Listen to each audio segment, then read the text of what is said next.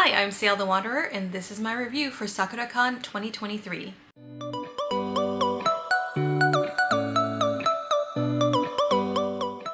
First, I want to start off by saying that I have not been to a Sakura-Con since pre-COVID.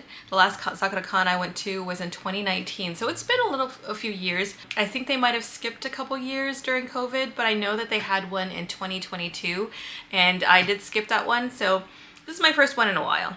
Overall, I had a really good time. Probably even better than I had in 2019. Back in 2019, I didn't feel like there was a lot of content that I was really interested in, so I just kind of wandered around. This year, there was actually quite a lot of stuff, and I admit that part of it is probably because there's a lot of Genshin stuff, and I'm into Genshin. I'm honestly out of the loop on a lot of like modern day anime. I've just been rewatching Bleach for like the 100th time, and Thousand Year Blood War. I've seen like the more popular ones like Jujutsu Kaisen, and My Hero Academia and all those. But in general, I don't watch a lot of anime, so there's always a lot of stuff that I'm just not aware of. Wandering through the halls this year, there was a lot of stuff that I recognized, which I was really happy about. And I think that's just because there is a resurgence of interest in older series because of like remakes. So for example, I was seeing a lot of like Trigun Stampede stuff, which I have yet to watch. I will watch it. I've watched the original series. There were some Bleach cosplays, which I was so happy about because Bleach is like one of my favorite animes ever. So I'm so happy that Thousand Year Blood War has gotten a lot more people interested in it again, and we're seeing cosplays and content for it now. For me, usually when I go to these conventions, the big draw is going to be the artist alley. I love seeing all the artwork that people create. I did not buy anything this year because I am saving money for my trip to Thailand. That was really good. Plus, I just have tons of prints already on my wall and don't really have room for more, but I was still really thrilled to see how amazing the art is, and I always enjoy the artist alley. Like, that's probably my favorite thing in these conventions. Of course, cosplay wise, Genshin Impact was huge this year, as I've been seeing in a lot of cons. Particularly just because Griffin Burns and Christina V, who are two voice actors from Genshin, were present and they had a panel. In addition to just cosplayers in the artist alley, there was actually a lot of really interesting panels. Of course, I went to the Genshin Impact one, and I popped into a couple just random ones. Just nothing, there wasn't really anything that I was planning to see. I kind of like to just kind of wander around at these events and just pop in. Unless there's like something really specific that I really want to see, I will usually just go to random panels and just see what's interesting. And there was a good variety of stuff. There was like a mix of cultural panels as well as entertainment panels and fandom panels, and there just seemed like there was a lot of content this year, so there was always something interesting going on.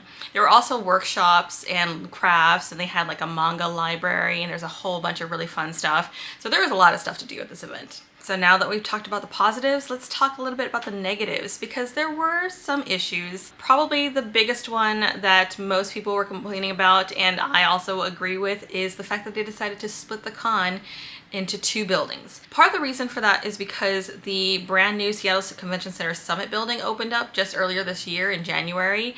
That's where Emerald City Comic Con was held this year, except they only held it in one building. I'm not entirely sure the reasoning why Sakura-Con decided to split their con between the new building and the old Arch building. I'm sure they had their reasons. I heard rumors I think on TikTok about there being issues with like a smoke machine at the main concert, and they didn't have like the right permits to have that in the new building, so they had to put the main stage in the old building or something like that. I don't know how much of that is true, but I'm sure they had reasons. I just think that going forward, I hope that they decide to make sure that they can fit the con into one building, because it was not fun going back and forth between the two buildings, because the two buildings are 3 blocks apart, which isn't too bad, but it was raining out and there were a lot of people in cosplay. Also, if you are someone who has mobility issues, like 3 blocks can be a lot. Like even me, like I was so exhausted after walking through the main building the first day that walking 3 blocks to the next building was not fun. The other issue between splitting it between two buildings is the usage of the space. There was a lot of just open empty space that just was sitting unused, and just kind of made it all seem really inefficient. And honestly, I blame that on the fact that the Summit is a new building. They were trying to figure out how best to utilize the space, but they're still getting used to how the Summit is laid out, and I think that going forward in a few years they'll have a little bit better handle on how they want to actually organize things.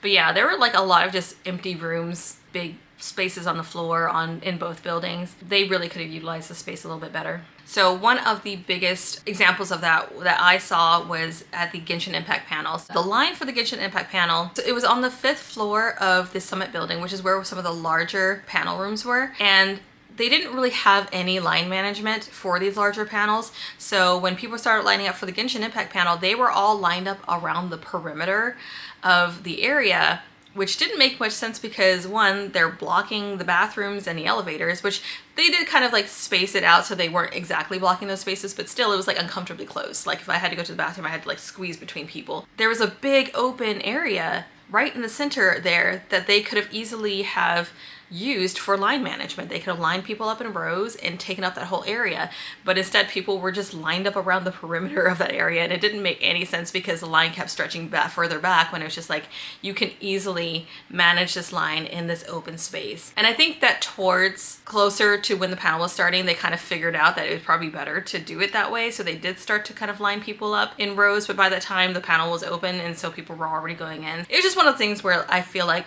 going forward, hopefully they will figure out that, hey, we could actually utilize these spaces for line management and we need to do a better job of that.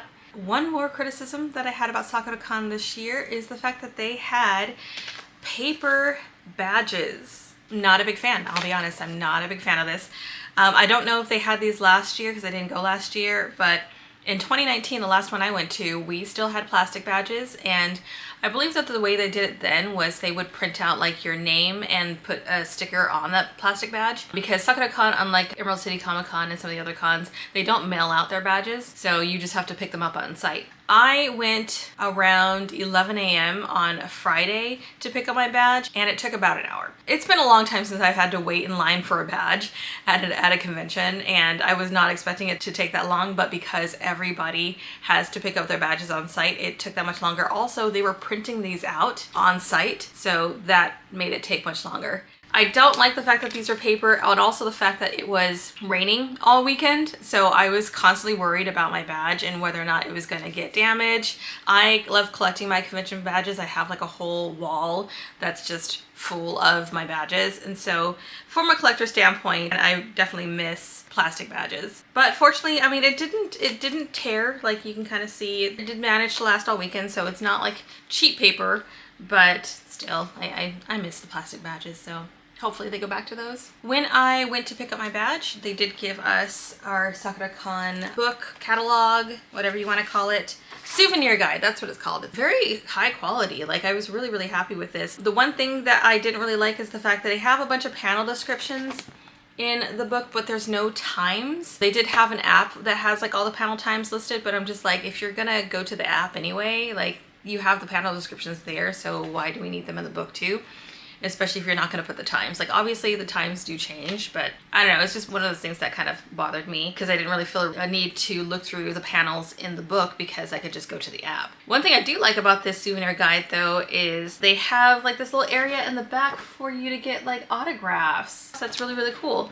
As you can see, I didn't get any because there wasn't really anybody I was looking to get autographs from. To be honest, I don't really usually get autographs in general, but I just like the fact that they included that. I think that's cool, especially for people going who didn't necessarily bring anything to be autographed and they spontaneously might want to get one there. You got a nice book. All in all, I had a great time at Sakura-Con. I definitely think there are improvements as far as organization is concerned, but it was a fun con. My pros, gotta look at my list here. Pros. Plenty of content all day and night. It's a 24-hour con, so like at night they have anime playing in theaters and like a couple other like late night events, but there's stuff going on all night. So if you're staying at a hotel downtown near to the convention and you just are up in the middle of the night, there's stuff to do. Lots of really cool cosplays, especially if you like Genshin Impact. There's a ton of Genshin Impact there.